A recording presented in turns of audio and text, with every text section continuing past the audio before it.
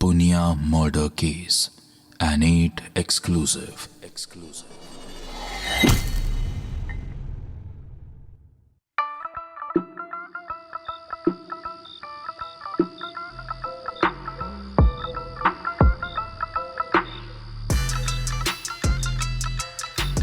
Sanjeev, revolver निकाल और चला दी गोली। ऐसा मौका दोबारा नहीं आएगा।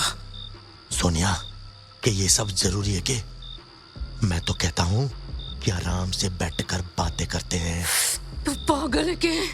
कितने मुश्किल से ये दिन आया है जिसका मुझे इंतजार था, और तू ये बोल रहा है कि आराम से बैठकर बात करनी है तने? सोनिया, ये हमारे अपने ही लोग हैं। एक बार फिर सोच ले। तू सोच ले। मन ने जितना सोचना था सोच लिया, जितना सहना था सह लिया। अब इनके कर्मों का हिसाब करना ही पड़ेगा। मन ने इधर उधर की बातें छोड़, संजीव रिवॉल्वर चला और मार दे सबको। सोनिया, बात समझ। इस रिवॉल्वर में केवल 6 गोली है और लोग हैं 8। बाकी 2 कैसे मारेंगे? और ये भी तो नहीं पता मन्ने कि गोली से वो मर ही जाएं। कोई भी एक बच गया तो समझ लो हमारी ऐसी की तैसी हो जानी है। छुरे तो किसी काम का नहीं है। मन नहीं, कुछ करना पड़ेगा। यहाँ तो कुछ नहीं मिल रहा। रुक, मैं गैराज में देखती हूँ। सोनिया, किधर जा रही है?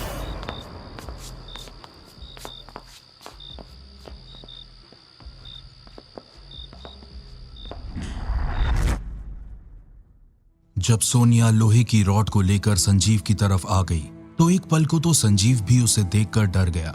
वो अपनी बीवी का ये अवतार पहली बार देख रहा था। उसे लगा कि अगर उसने सोनिया का कहना ना माना तो कहीं सोनिया उसे ही ना मार डाले। ये ले। ये क्या? तू रॉड उठा के ले आई? क्या कहते हो? इससे तो काम हो जाएगा ना? सोनिया, तुम ये ठीक नहीं कर रही हो। संजीव, मैं पहले ही कह चुकी हूँ ये मौका दोबारा नहीं आएगा। और तू मुझे यहाँ सही और गलत का ज्ञान सिखाने के लिए मत बैठ। तुझे तो तेरी बेइज्जती कभी ना दिखे, पर मन ने दिखे, और अब पीछे हटने का कोई सवाल ही पैदा नहीं होता। ठीक है, सबसे पहले चलते हैं उस रेलू राम के कमरे में। सबसे पहले उसे ही ठिकाने लगाएंगे, बुढ़ा साला। पता नहीं क्यों संजीव का मन नहीं मान रहा था, लेकिन वो सोनिया के आगे मजबूर था।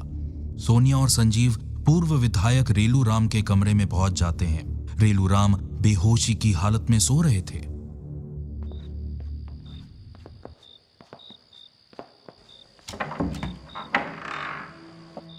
संजीव, रॉड उठा संजीव, और फोड़ दे इस बुड्ढे का सर।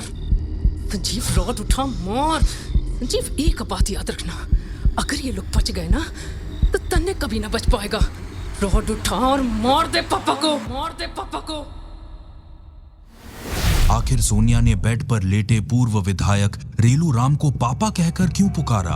और अगर वो रेलू राम की बेटी थी तो अपने ही पिता का खून करने क्यों चली? सोनिया, फिर से सोच ले। हमें बदला लेना है। संजीव, तुम कर सकते हो, करो। इतना कहने पर आखिरकार संजीव भी भड़क जाता है और लगातार जोर से 3-4 बार रेलू राम के सिर पर वार करता है।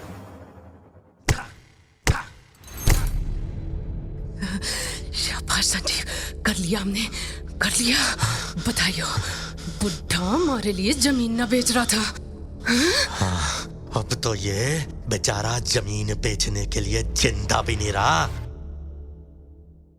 ऐसा लग रहा था दोनों ने जंग जीत ली हो। समझ नहीं आ रहा था कि सोनिया के अंदर इतनी जिद और इतना गुस्सा क्यों भरा था। क्या सिर्फ जमीन बेचने के लिए सोनिया इस हद तक जा सकती थी?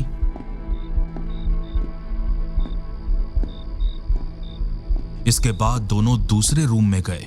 वहां पर रेलू राम पुनिया की पत्नी और शिवानी सो रहे थे। इसको मारना अच्छे से, एक ही बार में खत्म हो जाना चाहिए काम, और ज्यादा मेहनत न करनी पड़े तन्ने। जब शेर के मुंह में खून लगी गया है तो गलती होने का तो सवाल ही नहीं पैदा होता। संजीव रेलू राम की पत्नी के ऊपर वार करने चलता है, लेकिन वो रॉड गलती से पास में लेटी शिवानी को लग जाती है। ये क्या कर रहे हो तुम? अभी अगर ये जग गई तो सबको पता चल जाएगा। और अगर गांव में से कोई इधर आ गया तो हमारी खैर नहीं। एक काम कर, पहले इसे ही निपटा देते। अब इससे मार डाल। लो, बस हो गया।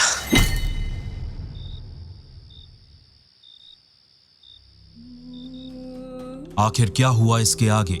सारी रात क्यों सोनिया और संजीव इस कदर एक ही घर के सदस्यों का शिकार करते जा रहे थे? सोनिया और संजीव ने एक एक करके घर के 8 सदस्यों को मौत के घाट उतार दिया। घर में वो 8 सदस्य कौन थे और सोनिया और संजीव का इन सब से क्या रिश्ता था? घर में बड़े लोगों के अलावा छोटे बच्चे भी थे। क्या सोनिया को उन छोटे बच्चों पर दया नहीं आई, जबकि उसका खुद का एक छोटा बेटा था? जानने के लिए सुनते रहिए।